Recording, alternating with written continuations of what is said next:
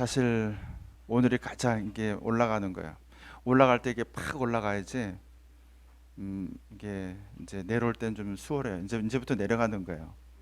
그래서 여러분들이 오늘까지가 지금 최고 정상에 올랐는데 어쩌면 가장 힘든 시기를 지금 보내고 있다. 그래서 저도 이걸 준비하느라고 가능하면 좀 어떻게 쉽게 하려고 한 게 요 정도예요. 근데 이제 고난의 시기를 다 보냈어요. 네, 이제부터는 평평한 대로만 있어요. 이제부터는. 그래서 오늘도 이제 제가 문법은 조금만 하고 이제 역사 얘기 또 여러 가지 얘기하면서 이제 지낼 겁니다. 자, 오늘 우리가 이제 주기도문에서 이제 네 번째 기도, 오늘날 우리에게 일용할 양식을 주옵소서. 토날톤 에피우시온 도스 헤민 세메론이라고 하는 이 말을 가지고 우리가 이제 공부할 텐데, 그 전에 우리가 한번 요 명제를 한번 보도록 하겠습니다. 이제 이게 얼마 전에 나온 책인데 데이빗 웨남이라고 하는 자가 사도 바울에 대해서, 사도 바울 그는 과연 그리스도의 예수님의 추종자인가 아니면 기독교의 창시자인가, 이런 책을 냈어요. 근데 이게 굉장히 토론이 많이 됐어요. 이 말이 무슨 말이냐면, 사도 바울이 예수님의 추종자인가 라고 하는 질문과 아니면 기독교회의 창시자인가, 이렇게 물었을 때는 이제 여러 가지로 예수님과 가르침이 다르다는 거예요. 예를 들면, 여러분 잘 들으셔야 돼요. 주기도문하고 아주 밀접하게 연관되어 있어요. 예를 들어서 예수님께서 가르치신 가르침의 교훈과 사도 바울의 가르침의 교훈이 서로 같다 틀리다 다르다는 거예요. 연구해 보니까. 예를 들면 사도 바울은 복음을 전도할 때 자비량했어요. 그래서 고린도에 갔을 때도 브리스길라와 아굴라의 집에서, 상가에서 자기도 가죽 세공업을 하는 노동자로서 월요일부터 금요일까지 일하다가 안식일이 되면 말씀을 가르치는 랍비로 복음을 전했어요. 그리고 그 돈을 가지고 자기 여행 경비로도 쓰고 또 여러 가지 한 거예요. 반면에 예수님과 예수님의 제자들은 어떻게 가르치셨어요? 곡식을 밟아 떠는 소의 입에 망을 씌우지 말라라고 말씀하신 건, 곡식을 밟아 떠는 소는 자기가 일하는, 자기가 탈곡하는 그 소가 탈곡하는 그 양식, 곡식을, 그것을 먹을 수 있다 없다? 있다 이거예요. 그러니까 하나님의 일을 하는 사역자는 구약에서부터 제사장이나 혹은 성전을 통해서 사역하는 사람이나 레위지파 사람들은 하나님께서 그 성전을 통한 일을 가지고 자기 제사장들, 레위인들을 먹고 살게끔 하신 거예요. 그래서 우리가 잘 알다시피 가나안 땅에 들어갈 때도 12지파 중에 11지파는 땅을 기업으로 받았지만 성전을 수종드는 레위지파는 땅을 수종으로, 그들의 기업으로 받지 않았어요. 알고 계시죠? 그러면은 나머지 11지파가 하나님께 드리는 그 10의 1조를 성전세로 혹은 또 11조로 드림으로 이것을 가지고 레위지파는 먹고 살게끔 하신 거예요. 이거 아시죠? 아시죠? 그래서 레위지파는 땅을 농사 짓고 먹고 사는 게 아니라 하나님의 일을 수종드는 그 일을 통해서 자기들이 살아가게끔 하신 거예요. 오늘날에도 말씀 사역하는 분들, 목사님이나 선교사나 저 같은 사람들이 이 가르치는 일을 하면서 교인들이 헌금한 것을 가지고 살게끔 하신 거예요. 아멘. 그죠? 자, 그런데 성경을 가만히 연구해 보니까 사도 바울은 안 그래요. 사도 바울은 자기가 음? 자기가 말씀드렸듯이 그 아굴라와 프리스킬라 상가에 가서 노동하고 그거 갖고 여행 경비 쓰고 그랬단 말이죠. 자비랑 했단 말이죠. 그런데 이 사도 바울이 베드로 보고도 그랬어요. 내가 베드로와 같이 아내를 데리고 다닐 권리가 없느냐? 나에게도 그런 권리가 있다. 여러분 성경 그런 말씀 보셨어요? 성경 좀 읽으세요. 음? 성경을 우리가 공부하기 위해서 지금 공부하는 거예요. 내가 베드로 사도와 같이 아내를 데리고 선교할 수 있는 권리가 나는 없느냐? 나도 있다 이거예요. 그럼 원래는 뭐냐면 예수님과 구약의 원칙은 사도 혹은 성전 맡은 자, 레위지파 제사장들은 그 사람들은 물론이려니와 그들의 가족까지도 생계 유지를 위해 선교하게 하고 여행하게 하고 먹고 그리고 다니는 그 모든 경비가 다 어디에서부터 나오는 거예요? 헌금으로부터 나오는 거예요. 아시겠죠? 아시죠? 그래서 그것 갖고 살게끔 하신 게 구약의 가르침이고 그것 갖고 경제생활 하게 하신 게 예수님의 가르침이에요. 그런데 바울은 다른 거예요. 그러니까 학자들이 볼 때 그러면 도대체 이 바울이라고 하는 사람이 예수님의 추종자, 제자인가? 가만히 보니까 아니라는 거예요. 오히려 기독교회 최초 기독교회를 세운 사람이다. 파운더다. 이렇게 주장하는 거야. 이게 맞아요, 틀려요? 아니, 틀려요. 거기에 대해서 그 사실에 대해서 이제 제가 얘기하는 거예요. 이거는 자유주의 학자들이 얘기하는 거예요. 그래서 이 자유주의 학자들은 이런 면에서 한 세 가지 근거를 들어요. 그 세 가지 근거가 뭐냐면 말씀드렸듯이 이 헌금으로 살지 않았다는 거예요. 자기는 자비량에서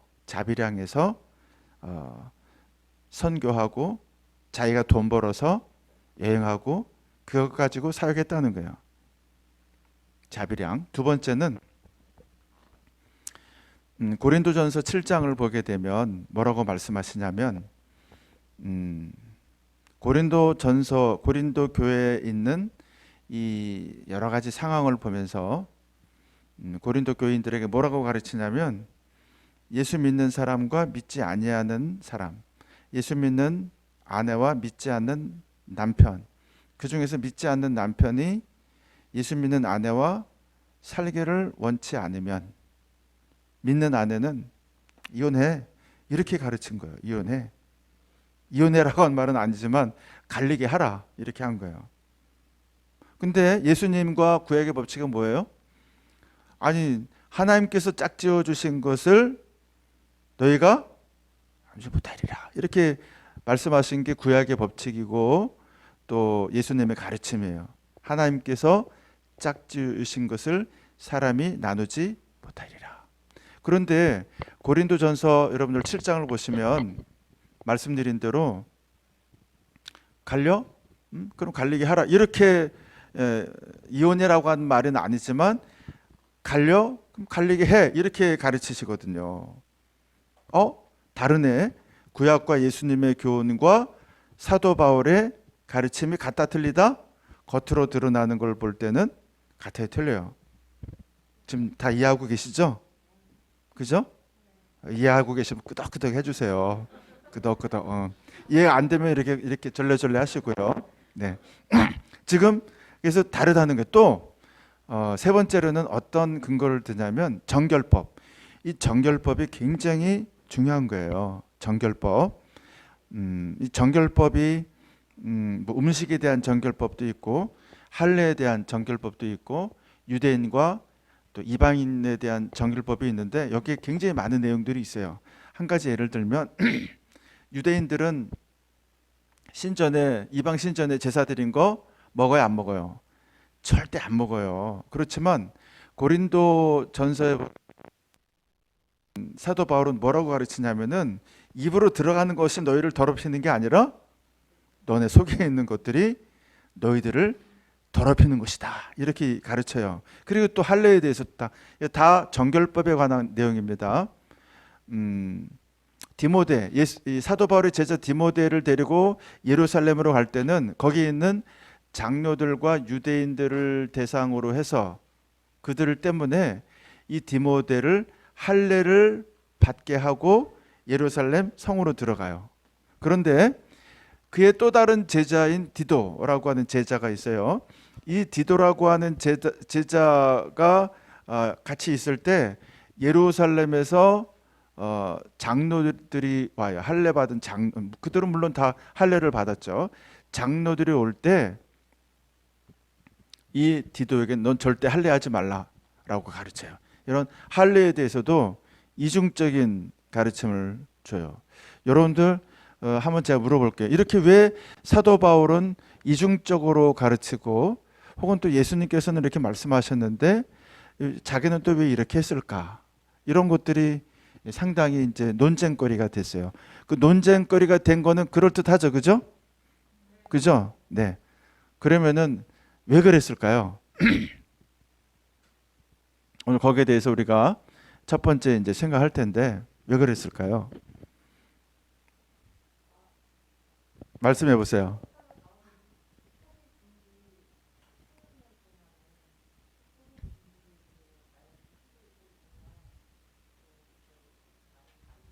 네. 굉장히 탁월하시네요. 그 초기, 중기, 후기의 가르침에 대해서 또 얘기하시고 또 한 말씀씩 다 해보세요.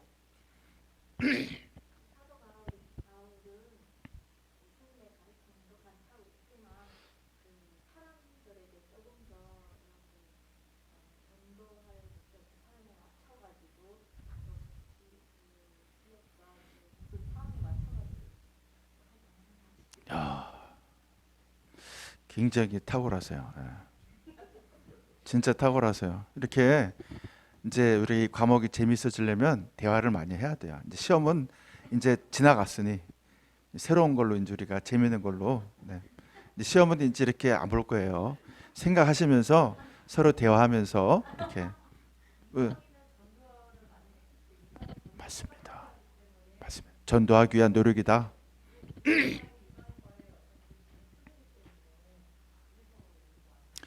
굉장히 좋은 포인트예요. 예를 들어서 지금 이제 말씀하셨지만 두 분이 그게 뭐냐면은 당시 그 헬라 로마 사회 지금 제가 지난번에도 말씀드렸을 텐데 예수님이 계신 데는 팔레스타인 이스라엘이라고 하는 그 지역 유대인들만을 대상으로 가르치신 거예요.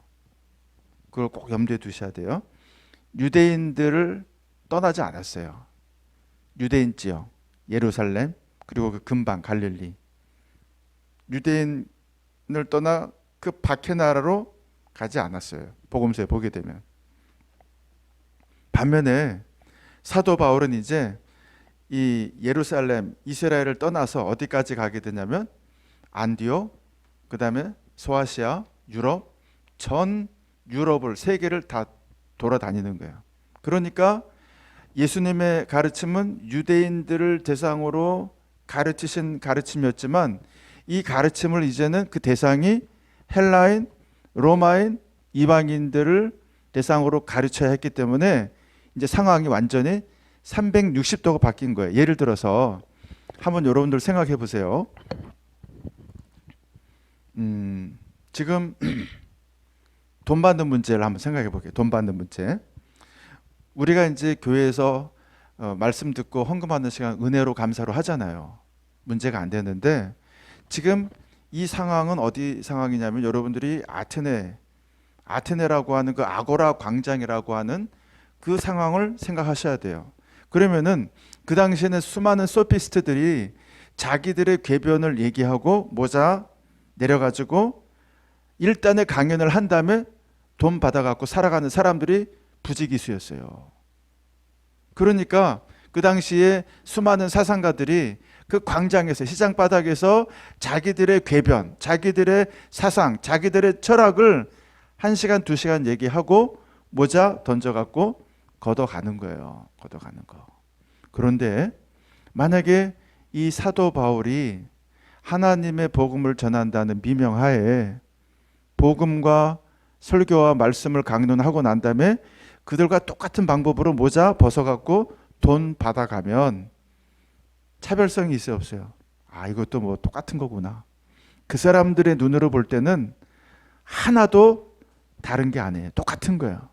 그러니까 사도 바울은 그 현지에서, 그 현장에서, 그 삶의 그 자리에서 복음의 우월성을 조금이라도 더 드러내기 위해서, 독특함을 드러내기 위해서 구별지었던 거예요. 돈 안 받았어요. 그래서. 근데 그게 구약과 예수님의 가르침은 아니에요. 그렇지만 그러면 다르잖아, 이렇게 말하면 안 돼요. 그렇지만 그 가운데 예수님이나 사도 바울이나 그 가운데 담겨 있는 건 뭐냐면은 복음의 정신을 증거한 건 같은 거예요. 복음의 정신. 그건 뭐냐면 그 가운데 있는 말하자면 하나님에 대한 사랑과 사역자들에 대한 존경과 그리고 물질에 대한 가치관, 이런 것들은 담겨 있는 거예요. 다만 형식과 옷이 바뀌었을 뿐이에요. 이해가 되시죠? 예를 들어서 또 이제 이 결혼에 대한 거, 예를 들면 고린도전서에 나오는 7장에 그럼 갈리면 갈리게 하라. 이건 무슨 말이냐면요, 아주 독특한 상황이에요. 고린도라고 하는 지역이에요. 이 고린도라고 하는 지역이 우리 어느 나라든지 항구 도시는 조금 이렇게 좀 굉장히 뭐라고 말해야 되나요? 항구 도시는 율락가가 있어요. 율락가. 항구 도시에, 외국이든지 우리나라든지.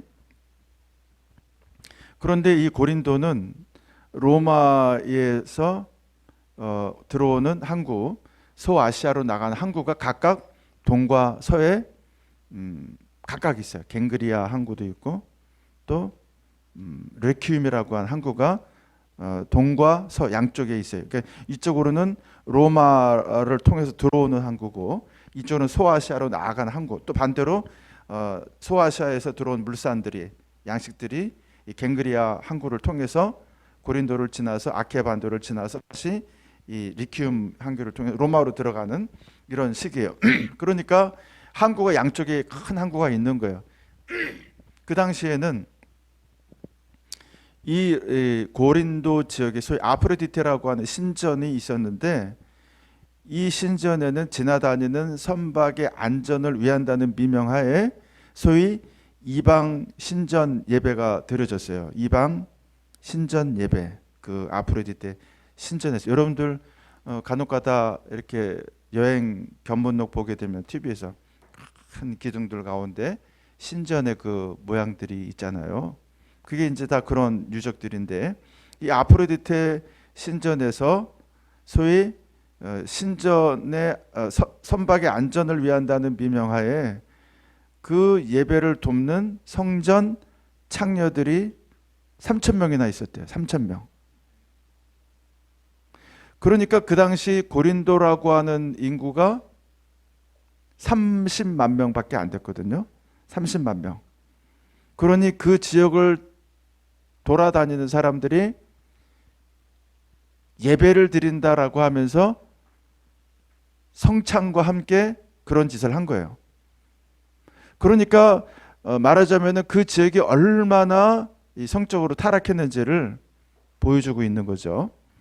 그래서 소위 그 문학 중에, 소위 히랍 희극 중에 이런 말이 있을 정도예요. 마치 고린도인처럼 산다라고 하는 말은 그 당시 수고로 성적으로 타락한 삶을 산다라고 하는 말과 같은 말이래요. 고린도인처럼 산다는 것은. 자, 이런 이 고린도라고 하는 지역에서 남자 여자들이 성적으로 이렇게 다 방종에 빠졌단 말이에요. 방종에. 오늘날 우리 시대가 점점 그렇게 되어 가려고 하잖아요, 지금. 방종에 빠져 있는 그 시대에 이제 사도 바울을 통해서 전도가 되어지게 되니까 이제 거기에서 거룩한 사람들이 생겨나는 거예요. 성적으로 방종하지 않고 거룩하게 살아가려고 하는 사람들이 생겨난 거예요. 그러니까 어떤 문제가 생기게 되냐면 이런 상황 속에서 믿는 아내는 거룩하게 살아가려고 하지만 믿지 않는 남편은 그냥 그대로 방종하면서 살아가는, 우리식으로 말하자면 아내가 교회 나가지만 남편은 그냥 술 먹고 방탕한 삶을 사는 거예요. 우리 시대도 많잖아요. 술만 놓고 보면. 그런데 이런 가정이 많이 생겼는데 이 방탕한 남편이 나는 예수 믿는 이 아내와 살기 싫다. 응? 나는 내 멋대로 살겠다. 라고 말하면서 이혼을 요구할 때 이런 문제들이 많이 생기니까 사도 바울이 그런 특별한 상황에서 그럼 거기에 매일 거 없다 하면서 갈리게 하라. 그렇게 한 거예요. 자, 이거는 보편적으로 우리 모두에게 주신 교훈이 아니고 그 고린도라고 하는 아주 방탕한, 아주 성적으로 방종한 그 지역의 사람들에게 주신 거예요. 우리가 그렇다라고 해서 모든 것들을 다 그렇게 합리화해서는 안 되는 거예요. 자, 이렇게 이제 이 사도 바울의 가르침과 예수님의 가르침이 다르지 않느냐라고 하는데 결국은 이제 제가 뭐 길게 얘기는 하지 않겠지만 사도 바울의 교훈과 예수님의 가르침과 그 삶은 사실은 같은 것이다 라고 얘기하면서 지난번에 제가 잠깐 힌트를 줬어요. 그래서 결국 예수님께서 가르치신 핵심은 하나님의 나라, 기억나요? 하나님의 나라.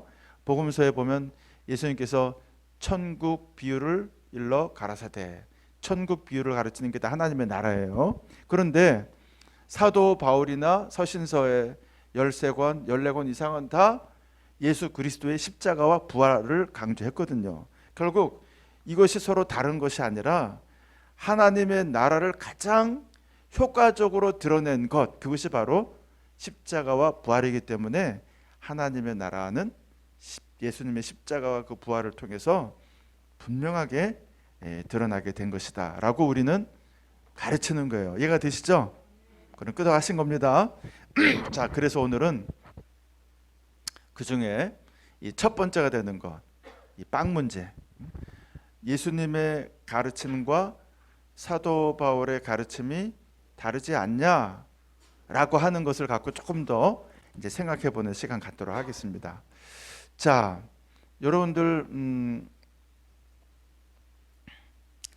신명기 8장 2절 3절 말씀을 누가 한번 읽어보시겠어요? 신명기 8장 제가 드린 그 프린트물에도 있어요. 신명기 8장 2절 3절.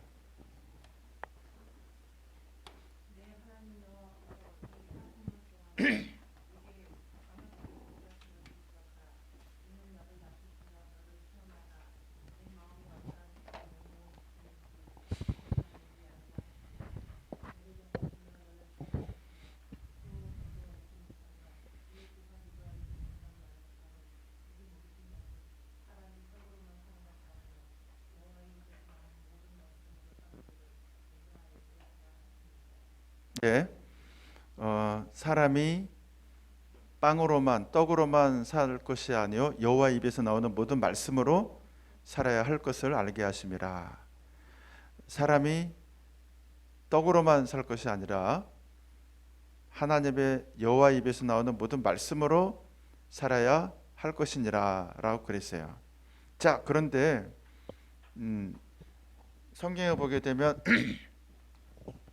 이것을 변형해서 호테이 우크, 여러분 사람이 빵으로 하면 뭐라고 해야 되죠? 네?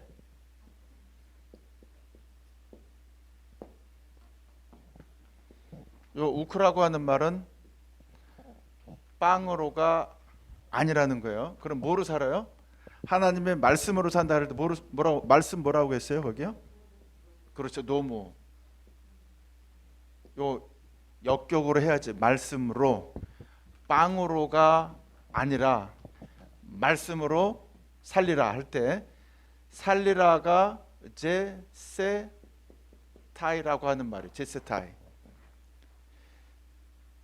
이 말이 무슨 뜻인지 한번 생각해 보세요. 사람이라고 하는 말은 뭐죠? 호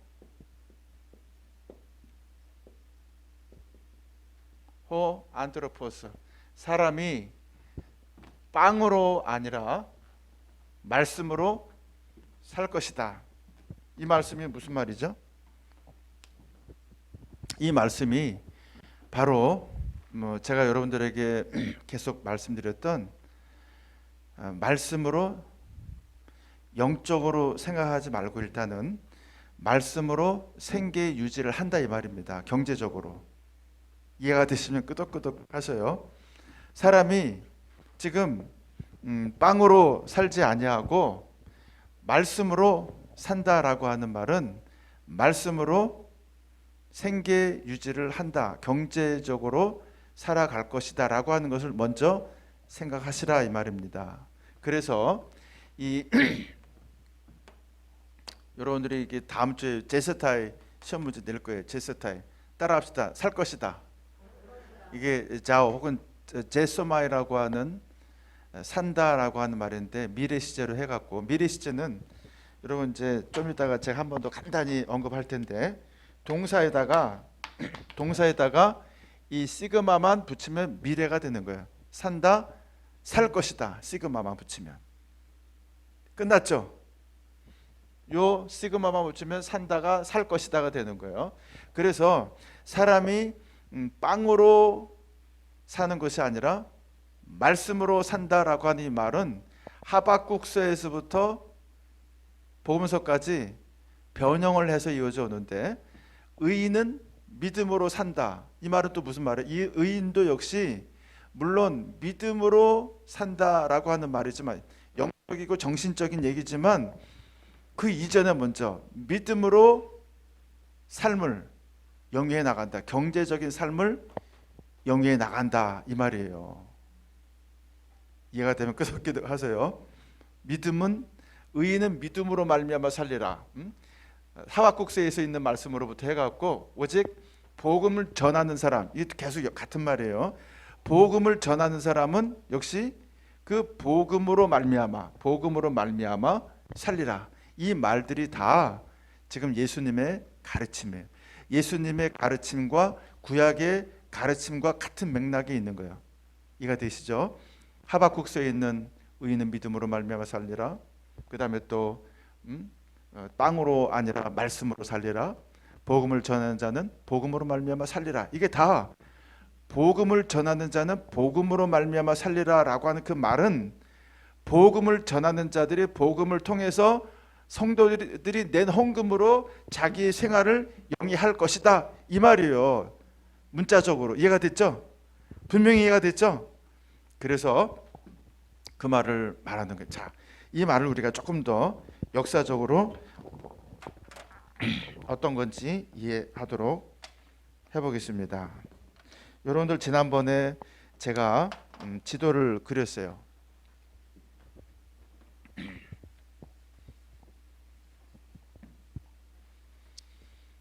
당시 신약 성경의 세계는 어느 바다를 중심으로 세계를 말하고 있죠? 네?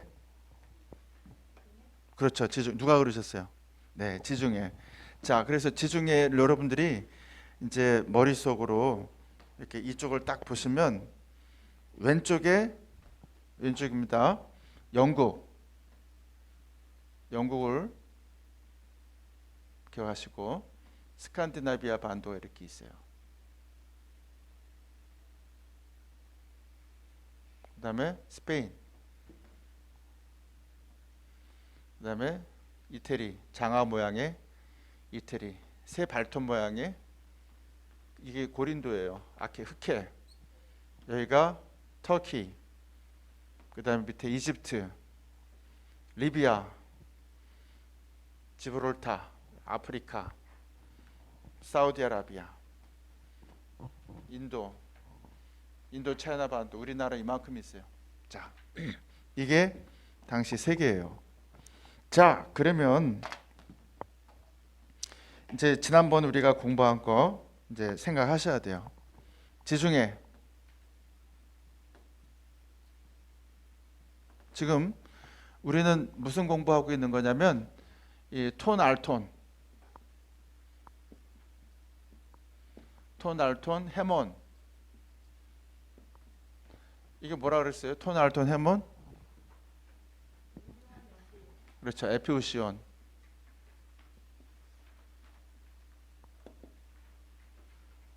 톤 알톤 해몬 에피우시온. 그리고 해민, 세메론. 이게 주기도문 네 번째 청원이에요. 오늘 우리에게 일용할 양식을 주옵소서. 이거 공부하는 거예요 지금. 자, 그런데 당시 이 톤 알톤, 떡, 빵, 뭐 이런 것이 어떻게 이제 이루어졌는지 한번 보도록 하겠습니다. 제가 아까 고린도 얘기했죠. 고린도가요. 고린도 운하가 있어요. 이렇게. 그래갖고 아까 여기 레퀴움이라고 하는 항구, 여기는 갱그리아. 여러분들이 성경 보시면은 아굴라와 브리스길라 뭐 이렇게 기다리고 하는 그런 갱그리아. 이건 이제 서쪽에 동쪽에. 그래서 이렇게 항구가 이렇게 있어요. 로마라고 하는 이 나라는 당시 세계를 지배하고 있었죠. 여기는 인구가 한 100만 정도 있었다라고 얘기합니다. 그리고 전체 세계, 지금 우리가 보고 있는 이 세계는 아프리카 북부에서부터 여기까지가 성경에서 말하고 있는 로마의 세계예요. 그래서 여기 애굽, 이집트 아시죠? 이집트, 나일강, 이집트. 그 다음에 여기 팔레스타인, 요당 사해, 예루살렘. 자, 이렇게 이제 있고, 여기는 스페인입니다. 스페인, 영국. 지난번에 우리가 공부할 때 이 로마라고 하는 이 나라가 세계를 제패했는데, 이 세계를 제패했던 과정을 제가 한번 말씀을 드렸어요. 이 세계를 제패했던 예수님 당시에 로마의 황제였던 아우구스투스,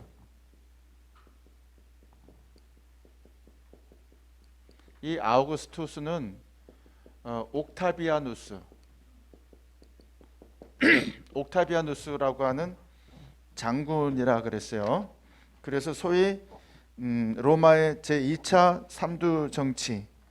그래서 이 안토니우스와 이 옥타비아누스가 서로 이 내전을 벌일 때 결국 누가 이겼다 그랬어요?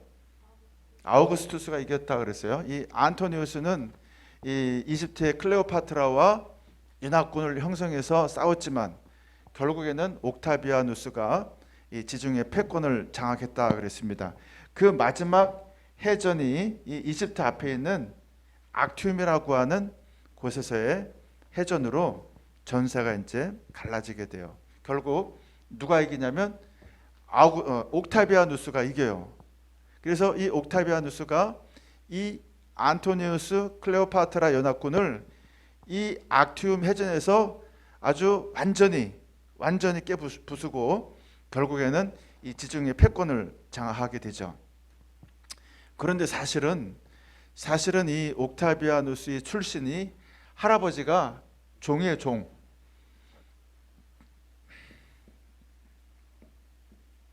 당시 이 종의 개념은 우리의 개념하고 좀 달라요. 제가 좀 설명하겠지만 당시 이 로마에서는 종을 종을 이제 부리게 되면 그 종에게 뭘 맡기게 되냐면 은행 업무를 맡겨요. 은행, 뱅크. 근데 여러분, 뱅크 업무를 하게 되면 돈이 들어오고 나가는 걸 알게 되니까 돈을 많이 벌게 되잖아요. 그래서 돈을 많이 벌어요. 이 옥타비아누스의 할아버지가 종인데도 돈 많이 벌어가지고 결국에는 자유민이 되고 나중에는 그 손자가 황제까지 되는 거예요. 우리나라 이 당시에 그 종 노예하고 개념은 다른 거예요. 이 옥타비아누스가 무슨 일을 했다 그랬어요? 한낱 식량 호송을 맡는 호민관에 불과했어요. 식량 호송. 그게 뭐냐면 당신은 이 식량이 굉장히 중요하다 그랬잖아요. 이 식량이 있어야지만 살아갈 수 있는 시대였어요. 이때는요. 이때는 정말 먹을 게 없어갖고 밀이 있는 만큼만 인구가 살아가는 그 정도밖에 안 되는 거예요.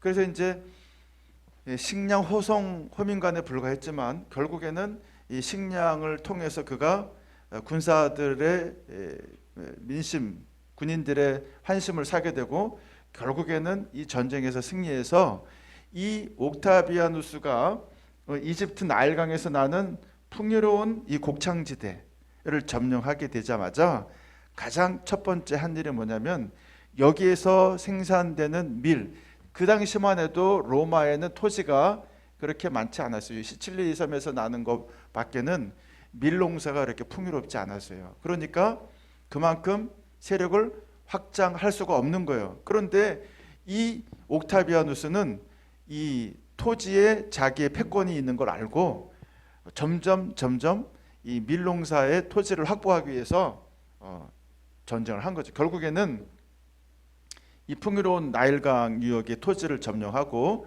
이 나일강에서 생산된 이 밀들을 갖다가 로마로 가지고 와서 이 로마 시민들 100만 명인데 로마 시민들이 그 중에 반 이상 50만 명 이상을 무료 식량을 나눠줬다 그래요. 그걸 소위 우리는 아노나라 그럽니다. 이 황제의 무료 양식 공급 정책이라 그래요.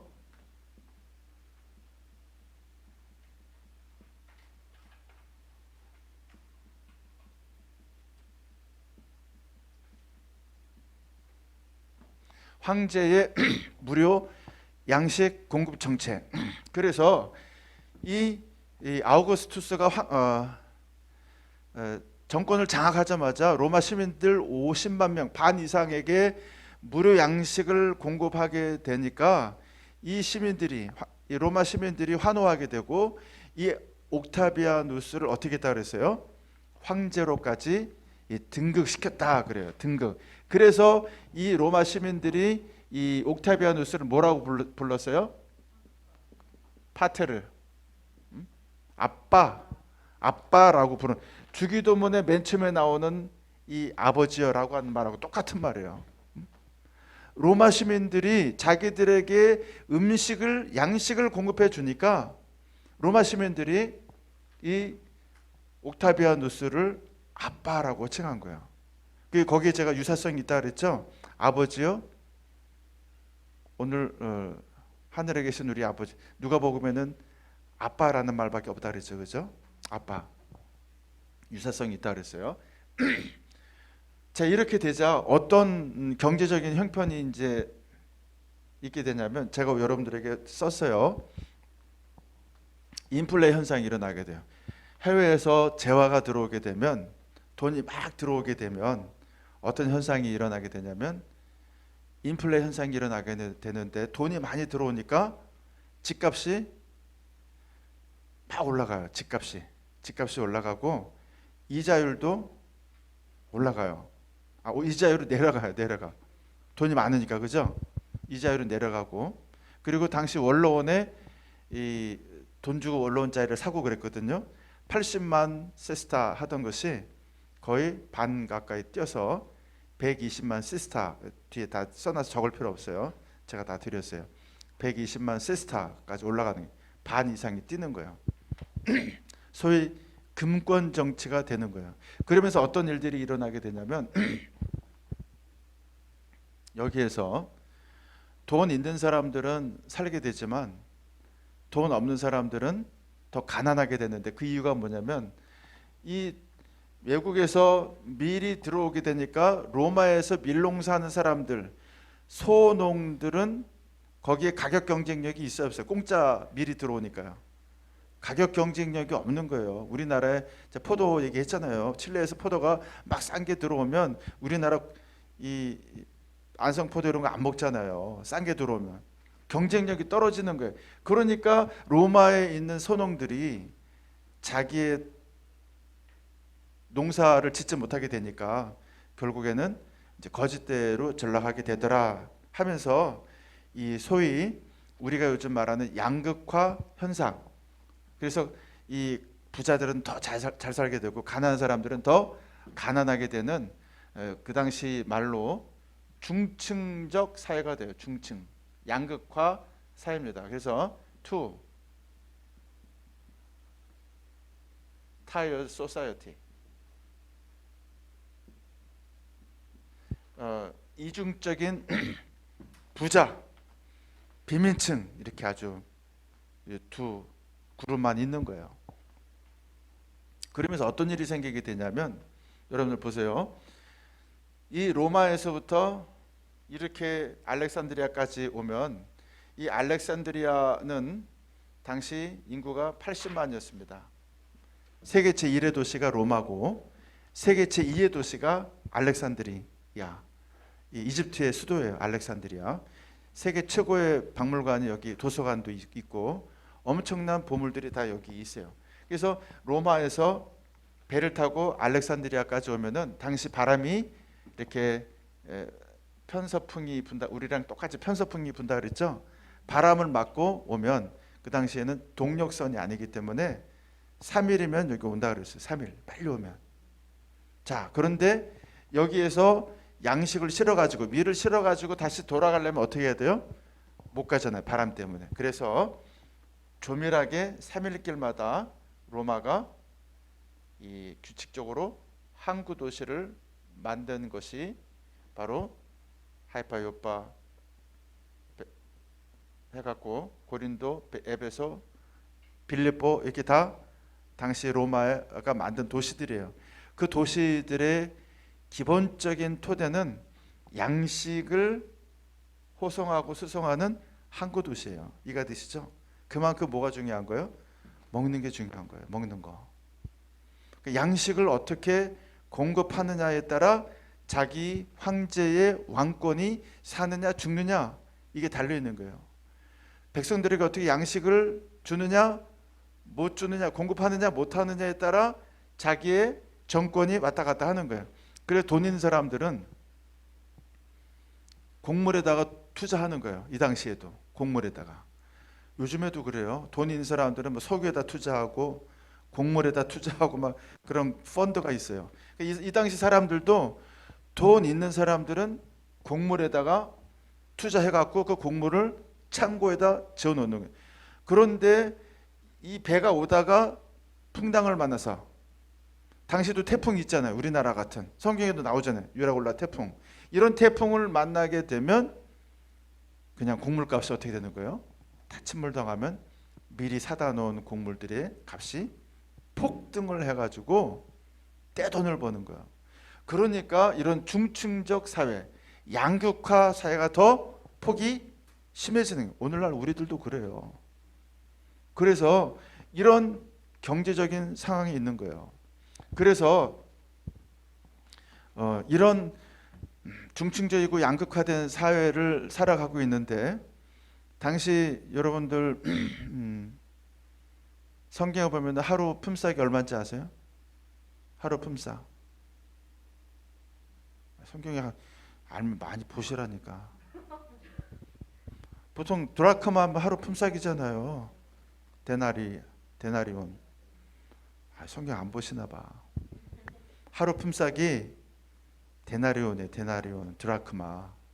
응? 아셨죠? 이제 노동자의 하루 품삯이 데나리온이에요. 한 데나리온, 1데나리온, 드라크마. 절대 잊어버리면 안 돼요. 자, 보세요. 그런데 당시 로마의 화폐 단위가 뭐냐면 세스타예요.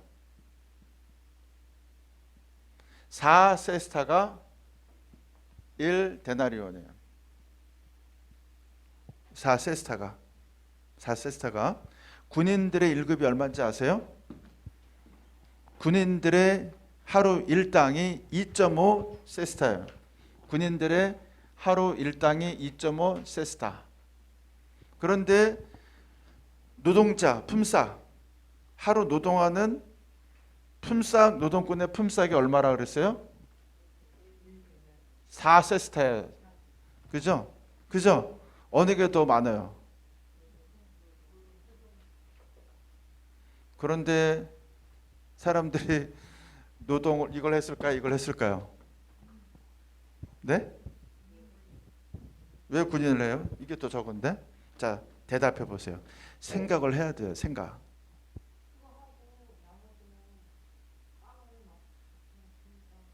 그래도 이게 더 낫죠. 이 4세스타인데 그래도 생각을 하셔야 돼요. 네?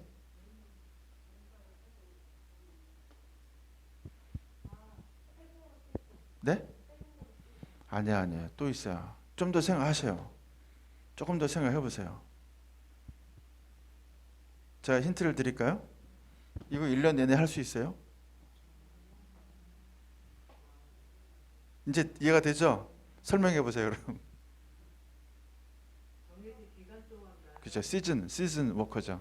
추수할 때만, 일할 때만, 파종할 때만, 노동력이 필요할 때만 하는 거지. 1년 내내 이거 못 하잖아요. 이건 일할 때만 아침부터 저녁까지 그냥 하는 거고, 이거는 1년 내내 하는 거예요. 그러면 어떤 직업을 더 선호하겠어요? 아무래도 이거죠. 하루 품삯, 노동자의 그 당시는요 직업이 크게 두 가지밖에 없어요. 농부와 그다음에 군인, 농부와 군인과 농부 두 가지밖에 없어요. 그럼에도 불구하고 사람들이 이걸 더 선호하는 거예요. 이거는 늘 받는 거고 안정적이고 이거는 너무 비가 안 오면 이거 다 필요 없는 거예요. 하늘이 도와줘야 되고 항상 있는 것도 아니에요. 이해가 되시죠? 끄덕끄덕 하셨죠? 그래서 이제 군인을 하는데 이 군인도 로마의 시민만 군인의 자격이 있어요. 나머지는 다 보조군이에요. 보조군인. 자, 그런데요. 당시 여러분들 군인의 1급이 2.5세스타인데 당시 한번 따져볼까요? 그럼 2.5세스타면은 보세요. 2.5 계산을 누가 좀 하셔야 돼요. 2.5세스타 곱하기 365 하면은 얼마예요? 제가 거기 써놨는데 한번 보세요.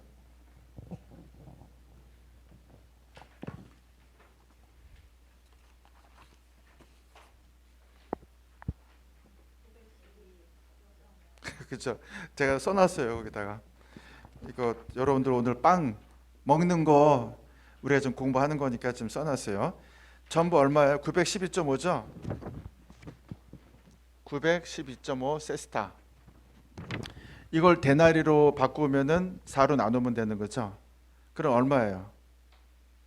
228 데나리. 제가 다 써놨으니까 여러분들 계산 안 해도 228 데나리예요. 228 데나리온.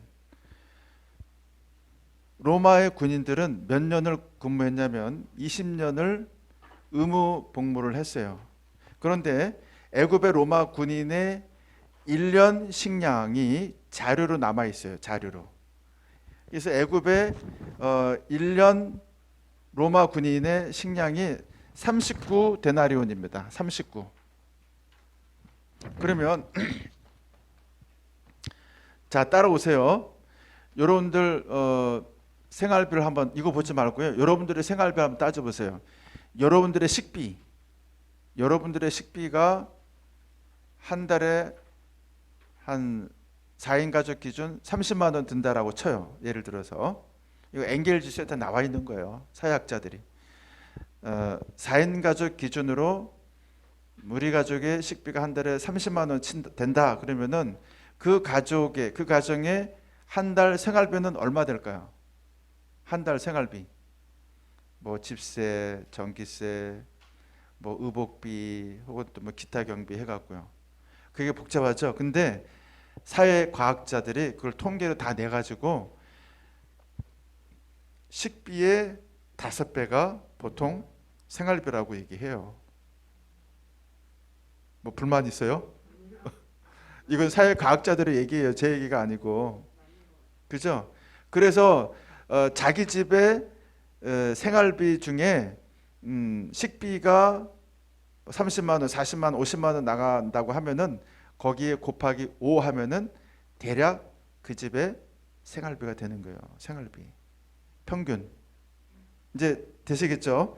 자, 그러면 이제 따져 보겠어요.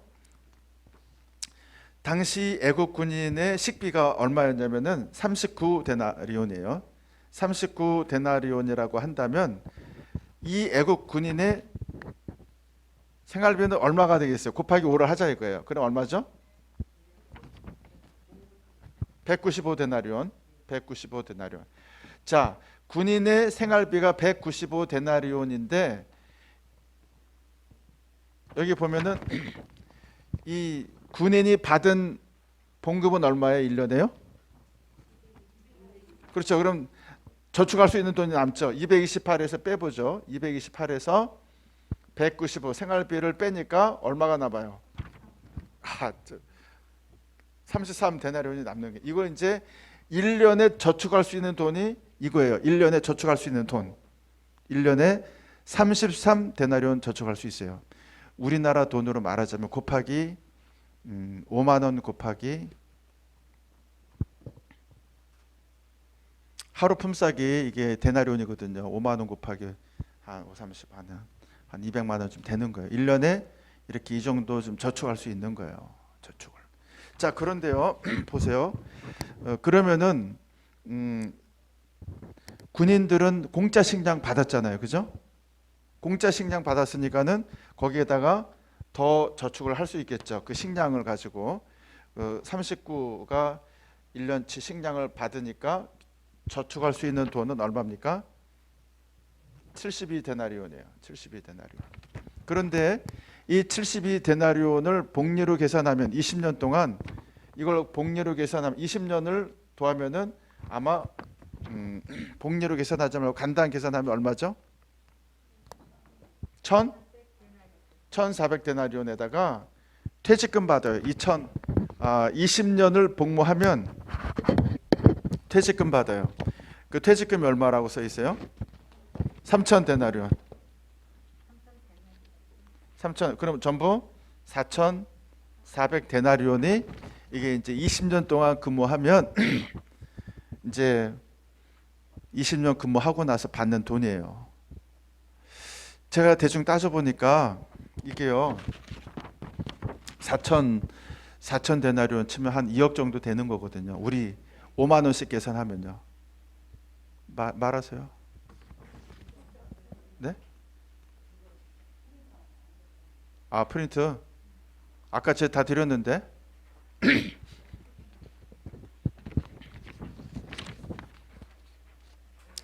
하루 품삯을 5만 원으로 계산하면 지금 따라오고 계시죠? 하루 품삯을 5만 원으로 계산하면 4,400데나리온은 한 2억 정도 되는 거. 우리 돈으로 환산하면 2억. 20년 동안 로마 군인이 자기가 번 돈을 꼬박꼬박 저축하면 2억 정도 받는 거예요. 그런데 20년 지난 다음에 아까 제가 얘기했죠. 이 로마라고 하는 곳이 집값이 어떻게 됐다 그랬어요? 인플레 현상으로 외국의 재화가 이렇게 들어오다 보니까 집값이 어떻게 됐다 그랬어요? 엄청 뛴 거예요. 제 얘기 좀 할게요. 제가요 20년 전에 집 팔고 우리 천안에 왔잖아요. 학교에 집 팔고 우리 어머님 집 팔고 그 집 안 팔았으면 제가 지금 떼부자 됐을 거예요.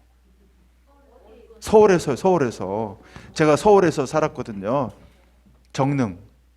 그 정릉에 아주 좋은 지금 거기 가면은 아파트가 그냥 근데 그때는 뭐 많이 받지도 않았어요. 근데 제가 얘기하고자 하는 건 이거예요. 제가 이제 퇴직금을 이제 받아요. 65세 되면 마치고 퇴직금 받는데 그 퇴직금 가지고 제가 살던 고향 정릉에 가서 그 집을 살 수 있을까요? 못 살까요? 왜 그런지 아시죠? 똑같은 거예요. 변방에 살던 이 알렉산드리아, 안디옥, 이 변방에 근무하던 로마 군인들이 여기에서 근무하다가 20년 후에 로마로 돌아가려고 하니까 그 집을 살 수가 없는 거예요. 그래서 소위 로마 시대 때 퇴역 군인 정착촌이 형성이 돼요. 퇴역 군인 정착촌. 그 정착촌이 알렉산드리아, 빌립보, 안디옥이에요. 안디옥. 아까 말한 수많은 도시들이 만들어지는 거예요. 그래서 여러분 이 당시 제가 직업이 몇 가지가 있다고 그랬어요? 두 가지가 있다고 그랬잖아요. 하나가 농부, 하나는 군인이에요. 그런데 이 농부는 어떤 작물을 졌냐면 첫 번째 먹고 살아야 하니까 밀. 여러분들 거기 제가 써놨어요. 제 논문 내 책 중에 나와 있는 건데 밀 농사 했어요. 밀. 그 다음에 두 번째가 포도 농사 했어요. 세 번째가 올리브 농사, 감람나무. 네? 이거 다 상식인데 다시 무슨 농사 했어요? 밀 농사, 또 포도 농사, 올리브 농사 했어요. 그래서 당시 통계를 보니까 이 퇴역군인들이 6,000에이커, 6에이커 정도를 1에이커가 보통 우리나라 면적으로 환산하면 한 1,200평 정도 돼요. 1,000평. 쉽게 1,000평. 그러니까 6에이커라 그러면은 한 6, 7천 평을 땅을 불어받는 거예요, 이제. 퇴역군인이. 그러면은 그 농사를 가지고 그 땅을 가지고 그 중에 반, 그러니까 6에이커 한 6천 평 가운데 2천 평은 세금으로 내는 거예요. 거기서 나는 소산물들은 그럼 얼마가 남아요? 4에이커, 4천 평 정도가 남는데 그 4천 평 가운데 반은 먹고 살아야 하니까 밀농사를 져요. 그리고 나머지 반의 반은 포도 농사를 하고 그 반의 반은 올리브 농사를 하는 거예요. 지금 예나 지금이나 로마 시대 때나 우리 시대 때나 지금 인플레 현상이 너무 심하게 일어나가지고 애굽 알렉산드리아에 있었던 로마 군인의 봉급을 우리가 살피면서 그가 20년 동안 돈을 모았지만 약 4,300 데나리온 퇴직금까지 다 합쳐도 이것 가지고 로마로 돌아가서 땅을 사거나 집을 사지 못하기 때문에 결국 자기들이 근무하던 곳 애굽이나 소아시아나 영국이나 유럽이나 그 제대 군인들에게 정착촌을 만들어줘서 그 제대 군인 정착촌이 오늘날 유럽의 도시가 됐어요. 그래서 영국의 바스, 안티옥, 알렉산드리아 이런 프랑스 이런 등등의 도시들이 사실은 로마의 제대 군인 정착촌이었다라고 하는 걸 여러분들이 이해하셔야 돼요. 다시 한번 말씀드리면 이제 군인들이 자기 땅이 만약에 6에이커면은 그 중에 2,000평은 세금으로 내고 소산물들을 나머지 4,000평 가지고 반은 먹고 사는 밀농사, 반의 반은 무슨 농사? 포도 농사. 또 나머지 반의 반은 올리브 농사 했는데 그 중에서 가장 수익률이 좋은 게 뭐냐면 올리브 농사예요. 약 1.5배 정도의 수입이 있었대요. 밀농사보다 더. 그 왜 그러냐면요. 밀농사는 1년 농사지만 포도 농사는 약 5년 이상 된 나무부터 열매가 맺고 올리브는 더 하는 거예요. 그러니까 일정 기간만 자라게 되면 올리브 농사가 가장 수익이 좋은 거예요. 그런데 이렇게 수익이 좋으니까 올리브 농사를 재배할 수 있는 권리는 누가 주냐면 군인들에게만 주는 거예요. 군인들에게만. 그래서 이 소위 말하는 이 신도시인 이 지역들이 화랑이 된 거예요. 화랑. 오늘날에도 신도시가 뜨잖아요. 신도시. 신불당 아파트가 3배가 올랐잖아요. 그죠? 신도시가 올라가는 거예요. 옛날도 신도시가 바로 다시 말합니다. 퇴역군인 무슨 촌? 정착촌. 저도 마찬가지예요. 저도요. 이제 제가 옛날 살던 제 고향 정동으로 제가 가겠어요? 친구도 없고 엄마도 없고 아무도 없는데 안 가요. 여기 있는 여러분들이 계시고 제 친구들이 있고 저는 천안에서 살다가 갈 겁니다. 저의 제대군인 정착촌은 천안이에요. 천안. 이 사람들도 똑같아요. 그래서 이러한 문화 속에서 이제 제대군인 정착촌을 중심으로 이제 복음이 전파되는 거예요. 그 중에 하나가 안디옥이라고 하는 곳이 안디옥. 신도시예요. 신도시. 그래서 사람들이 이제 모여드는 거예요. 자, 여러분, 이 안디옥이라고 하는 이 도시가 로마 그 예루살렘이 언제 멸망됐다 그랬죠? 지난번에 한 번쯤 말씀드린 것 같은데. 예루살렘.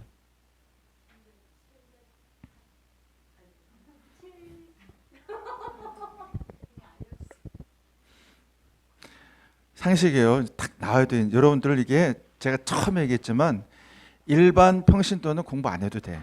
이거 모토로 공부해요. 예? 평신도들은 할 필요 없어요. 지도자가 되려고 하니까 공부하시는 거예요. 할렐루야. 지도자가 되기 위해서 공부하는 거죠. 평신도들은 이거 뭐 할 필요 없는 거예요.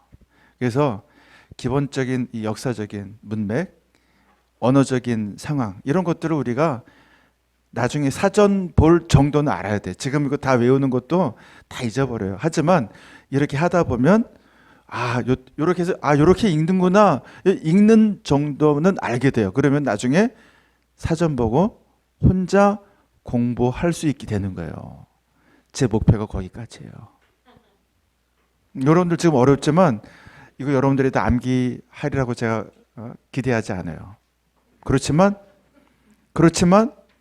그럼에도 하시는 분들은 거기에 콩나무 물 주듯이 이거 읽는 방법, 이건 이렇게 됐지. 요즘 사전과 컴퓨터가 얼마나 잘 돼 있는 그것만 딱 보시면 톡 치면 이렇게 되는구나. 이해가 되는 거예요.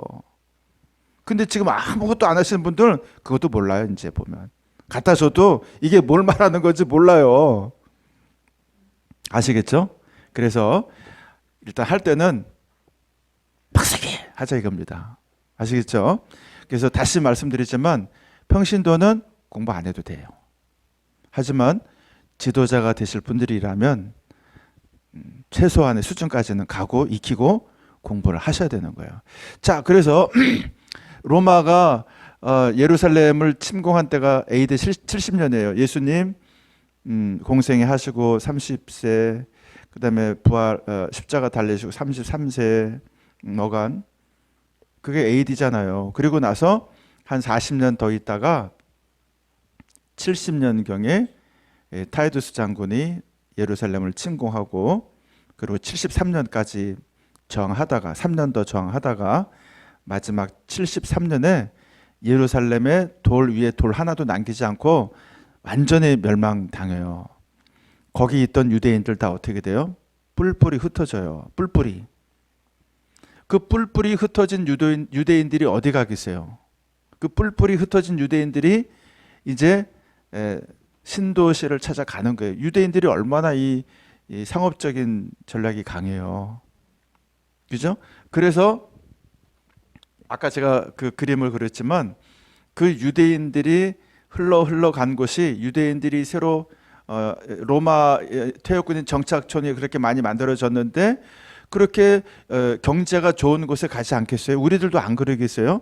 여기 살다 힘들면 경제가 화랑인 신도시에 가시겠죠. 거기 가서 상가도 만들고 사업도 하고 직장도 다니고 공장에서 공장 일도 하고 그런 거에 다. 그러면서 이제 간 곳이 안디옥이에요. 안디옥. 예루살렘 교회는 지금 다 망가졌어요. 파괴됐어요. 자, 그래서 이제 이 안디옥 교회에서부터 전도가 시작이 되고 그 교회에서 준비된 일꾼이 바나바 쭉 5명이 지도자가 나오는데 맨 마지막에 사울이라고 하는 청년이 이제 나오죠. 여러분들 거기 보시면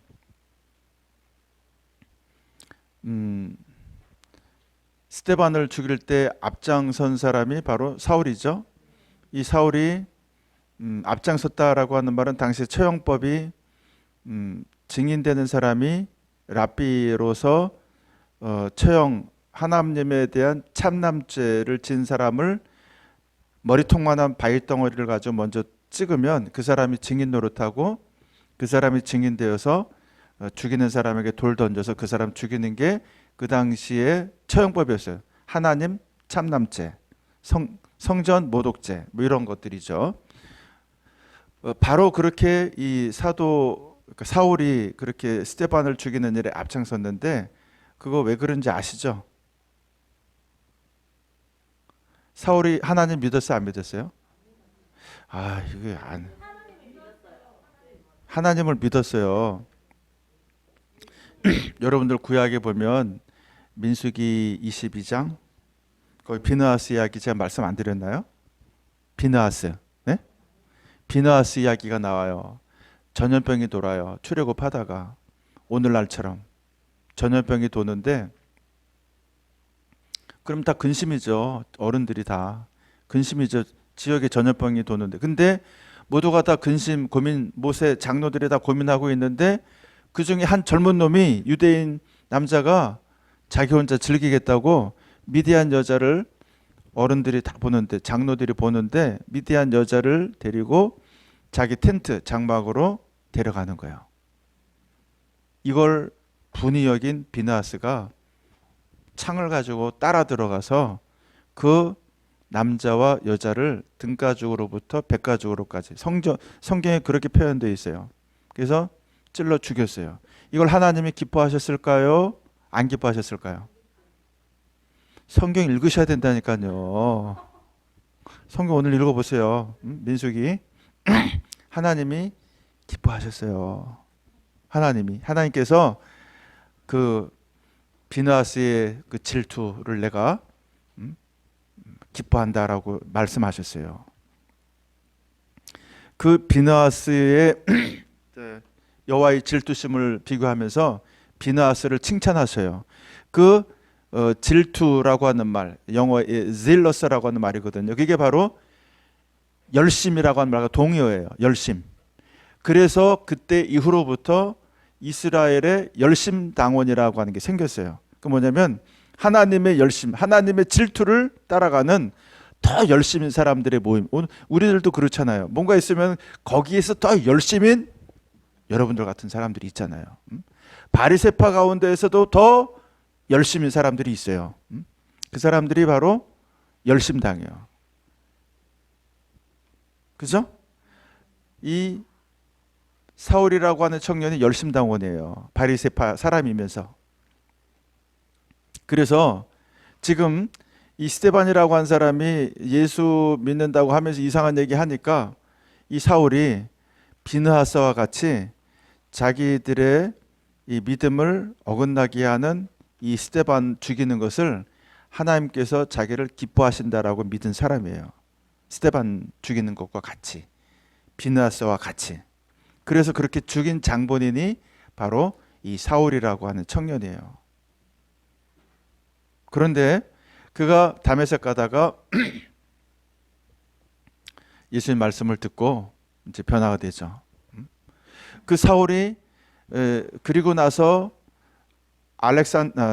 아라비아로 갔다가 아라비아에서 있다가 그리고 다시 자기 고향 다소로 가게 돼요. 거기서 또 한 7, 8년 또 있어요. 그리고 나서 그 고향에서 뭘 했는지 성경에 아무것도 없어요. 우리가 몰라요. 뭘 했는지. 이렇게 스데반을 죽이고 나서 한 10여 년 가까이 그냥 무명으로 있다가 한 10여 년 지난 다음에 이 바나바의 초청을 받아요. 바나바가 어디 있는 사람이에요? 안디옥에 있는 사람이에요. 안디옥. 하나님께서는 이 10여 년 동안 묵묵히 야인 생활을 한 이 사울을 부르셔서 안디옥 교회의 사도로 선생으로 그리고 선교사로 삼아요. 그때부터 그때부터 무르익은 이 사울의 선교 역사가 1차 전도 여행, 2차 전도 여행, 3차 전도 여행으로 아까 제가 말씀드렸듯이 소위 기독교의 창시자가 된 것 아니냐라고 하는 오해가 될 정도로까지 교회 부흥을 일으키는 거예요. 이해가 되시죠? 그게 누구예요? 사울이에요. 사울. 이게 바로 하나님의 역사예요. 그러니까 여러분들도 지금 각각을 향하신 하나님의 역사가 소명이 있는 거예요. 지금 소명. 다음 주에 제가 이 하나님의 소명과 이 빚이라고 하는 거, 우리들 용서해 달라는 것과 이제 연결해서 제가 얘기할 텐데, 여러분들을 향하신 각각의 소명과 각각의 부르심이 있는 거예요. 저는 그렇게 믿습니다. 여러분들이 평신도이면서도 그러나 지도자가 되기 위해서 여기서 공부하고 있는 거예요. 하나님의 부르심과 하나님께서 나를 왜 부르셨는가 깊이 묵상하는 가운데 나의 소명을 발견해 나가는 거예요. 할렐루야. 여러분들이 꼭 그런 걸 발견하실 줄로 믿습니다.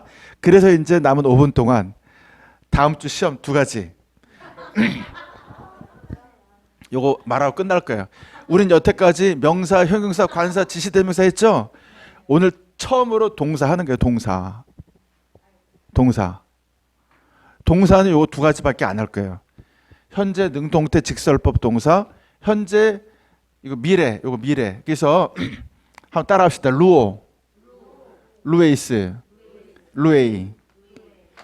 그래서 이게 1인칭, 2인칭, 3인칭, 이건 복수. 1인칭, 2인칭, 3인칭인데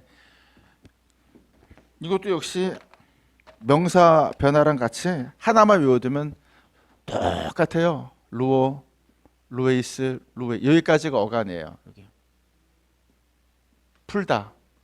여기까지가 어간이고 이게 바뀌는 거예요. 루에테, 루우시. 그리고 미래는 뭐냐면요. 미래는 똑같은데 여기에 시그마가 하나 더 들어가면 되는 거예요. 시그마.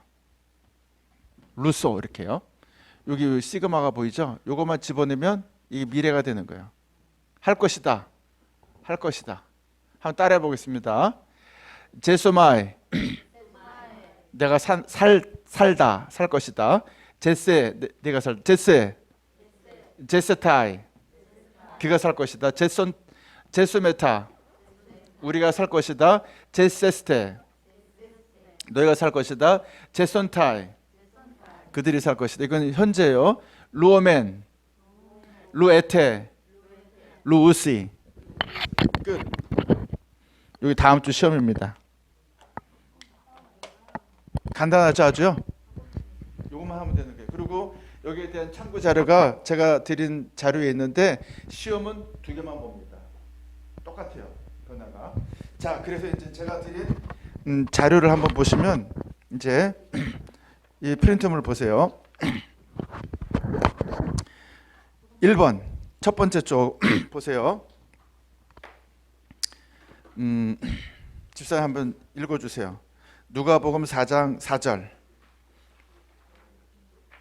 우리말로 1쪽에 4절 우리말로. 네. 예수께서 대답하시되 예수께서 대답하시되 기록된 바 사람이 떡으로만 살 것이 아니라 하였느니라. 그렇죠. 거기 보시면 제세타이 한번 찾아보세요. 찾았어요?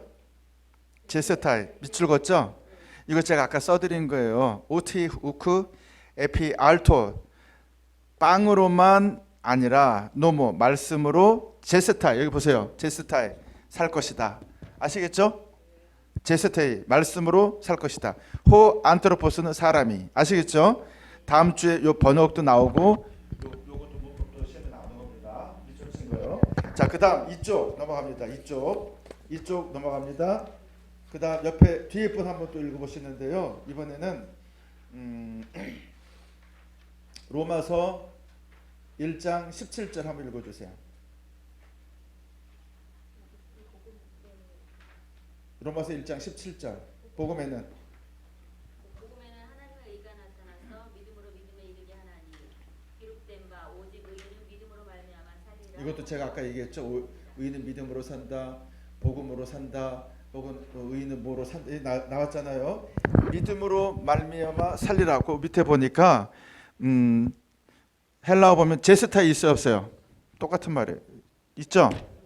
제스타이 있죠.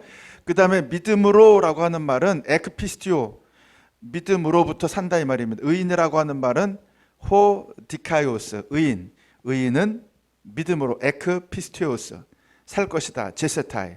그 밑줄 근거 시험에 나옵니다.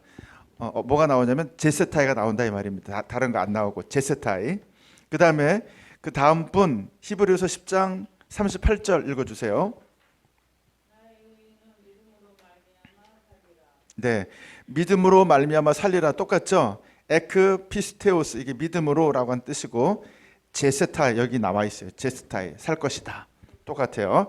자, 그 다음에 이제 고린도전서 9장 14절입니다. 옆에 분 한번 읽어주세요. 뭐 아무나 한번 읽어주세요.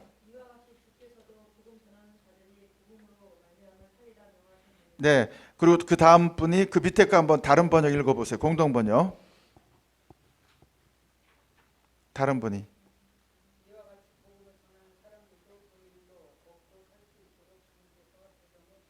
제가 아까 설명했죠.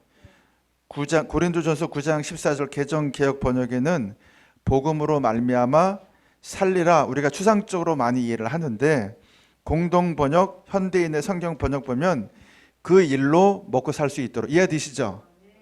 그 일로 먹고 살 수 있도록 제가 아까 계속 말씀드린 겁니다. 그 일을 통해 먹고 살 수 있도록 그 말입니다. 자, 그것도 역시 보니까 에크투 유앙겔리온 젠, 그 젠이라고 하는 말이 산다 이 말입니다. 산다. 자, 그래서 유앙겔리온이라고 하는 말이 복음인데 복음으로 산다라고 하는 말입니다. 자, 그 다음에 이제 3쪽입니다. 3쪽 요한복음 6장 57절 요쪽으로 또 넘어왔어요. 네, 57절.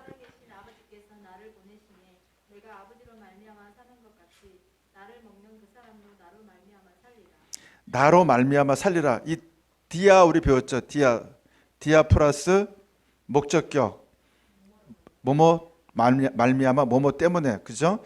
그러니까 에메가 나로 말미암아 제세이 살 것이다. 제세이 살 것이다 이 말입니다. 같은 말이에요. 제세이. 자, 그럼 이제 요거 다 됐고요.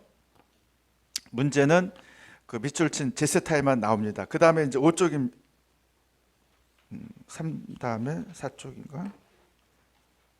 4쪽. 네? 4쪽이 어디 갔죠? 아, 4쪽은 네, 아까 제가 해드렸죠? 네, 그거대로 하시면 되겠어요.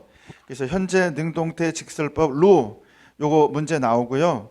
그 다음에 맨 밑에 나오는 미래 중간태 직설법 제소마이 제스타 요 두 가지만 문제가 되겠고요. 그 다음에 5쪽은 제가 여러분들에게 지금 설명드린 제 글이 조금만 제가 이렇게 복사해 갖고 왔어요. 5쪽과 6쪽에 있는데 제가 강의한 내용들입니다. 이 강의 내용을 여러분들이 한번 좀 보시고 하면 되겠고요. 그 다음에 맨 마지막 아까 애국군인의 뭐 얘기했었죠? 요거는 다 설명했어요. 다 끝났습니다. 질문.